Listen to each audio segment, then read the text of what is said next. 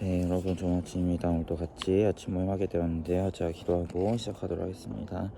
하나님 감사합니다. 우리가 오늘도 하나님의 말씀 앞에 나아옵니다. 이 거룩하신 주님의 말씀을 통하여 우리의 삶이 개혁되게 하시고 하나님이 기뻐하신 삶의 모습으로 빚어가질 수 있도록 우리를 인도하여 주시옵소서. 감사드리며 예수님의 이름으로 기도합니다. 아멘. 오늘 함께 살펴볼 말씀은 매일성경 큐티책 11월 2일 수요일 본문입니다. 다니엘 1장 8절에서 21절 말씀. 다니엘 1장 8절에서 21절 말씀입니다. 매일성경 큐티책 11월 2일 수요일 본문 다니엘 1장 8절에서 21절 말씀입니다. 20분 동안 묵상하시고 우리 같이 나누면 했으면 좋겠어요. 다니엘 1장 8절에서 21절입니다. 네, 바로 나누도록 할게요. 이제 바벨론이 남유다를 멸망시키고 특별히 남유다의 이제 귀족과 또 제사장과 이런 사람들 중에서 좀 지혜 있는 자들을 뽑아다가 이제 좀 교련을 시키려고 바벨론이 정책을 펼쳤죠. 그 중에 이제 뽑혔던 사람이 다니엘과 세 친구들인데요. 이제 오늘 본문을 보면 그 교련의 시작이 나옵니다. 어떤 것이냐면 바로 왕의 음식과 왕의 포도주를 먹고 마시게 하는 것이 그 교련의 시작이었어요. 이것이 왜 교련이라고 이야기할 수 있냐면 당시 이제 사회에서 고기를 먹는다, 왕의 음식을 먹는다라는 것은 이제 보통 다 우상에게 드려진 음식을 먹는 것을 이야기합니다. 왜냐하면 이제 이스라엘도 고기를 먹는다는 것은 하나님께 드린 이후에 화목제 같은 경우 그 고기를 먹잖아요. 그런 것처럼 이제 하나님께 드린 것이 아니라 우상에게 드린 음식을 먹는 것이 이 당시 먹는 고기를 먹는다, 음식을 먹는다의 의미죠. 그래서 왕이 이제 그것을 자기가 뽑아낸 사람들에게 먹게 하였음을 우리가 보게 돼요. 그래서 그 중에서 다니엘과 세 친구들은 잘 알다시피 뜻을 정해서 그것을 먹지 아니하기로 하고 환관장에게 요청하기를 자기는 먹지 않겠다라고 당당하게 이야기합니다. 또 환관장이 이야기하죠. 야, 니네가 안 먹으면, 그래서 너네가 초췌해지면 도대체 나는 어떡하냐, 왕에게 내가 죽으면 어떡하냐, 제대로 못 키웠다고. 그러니까 다니엘이 열흘의 시간을 달라. 그리고 나서도 우리가 다른 사람들보다 얼굴을 봤을 때 좋지 아니하면 그때 우리가 먹겠다라고 이야기를 해요. 그리고 열흘 동안 테스트를 해보죠. 다른 사람들은 고기를 먹고 왕의 음식을 먹지만 이들은 채소만 먹습니다. 하지만 하나님께서 그들에게 학문을 주시고 지혜를 주시고 건강도 주시고 하여서 왕이 보았을 때에 다른 사람들보다 다니엘과 하나냐, 미사엘, 아사랴 같은 자가 없게 보이도록 만드셔서 그들이 뜻을 정해서 먹지 아니하기로 한 그것을 지켜나갈 수 있도록, 우상을 숭배하지 아니할 수 있도록 하나님께서 힘과 능력과 길을 열어주시면 우리가 보게 돼요. 특별히 우리가 오늘 너무 유명한 말씀이지만 오늘 말씀에서 우리가 기억했으면 하는 것은 유다에서 포로로 잡혀갔을 때에 바벨론 왕이 정책을 펼쳤다고 했잖아요. 교련시키기 위해서. 그런데 그 사람들로 뽑은 것이 다니엘, 하나냐, 미사엘, 아사랴 이 4명만 있지 않았겠죠. 남유다에서 딱 이 4명만 선출해서 뽑았지 않았겠죠.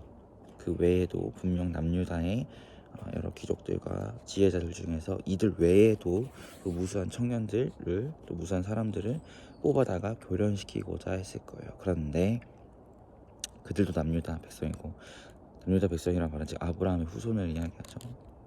아브라함의 후손들인데 그 중에서 다니엘과 세 친구들만이 뜻을 정해서 우상을 섬기지 아니하겠다라고 결단했다는 것을 우리가 보게 돼요. 우리가 어제 말씀에서 하나님께서 남유다를 멸망하였지만 그 가운데서 하나님이 통치하신 것이고, 이방 나라의 정책을 통해서 그곳 가운데에 하나님의 백성들이 교련당하도록 이렇게 보내신 것도 하나님의 그 가운데 섭리와 통치가 있다고 이야기했죠. 왜냐하면 그 정책을 통해서 이방 나라 왕들과 사람들이 하나님의 사람이 살아가는 것이 무엇인지, 하나님의 통치를 받는 자의 삶이 어떤 것인지를 보게 하시고, 그로 인하여 하나님의 영광을 드높이게 하시고자 이런 정책을 통해서 하나님의 사람들이 왕의 측근으로 가도록 만드셨다라고 이야기했어요. 그래서 하나님 통치하심을 드러내고자 하도록 만드셨다라고 했죠. 그런데 그러한 것에서 분명히 많은 사람들, 다니엘 세 친구들 이외에도 많은 하나님의 아브라함의 후손들이 많은 사람들이 거기에 들어가게 되었을 텐데, 그 가운데에서 뜻을 정한 것은 뜻을 정하여 내가 우상을 숭배하지 않게 하겠다, 아니하겠다. 다른 말로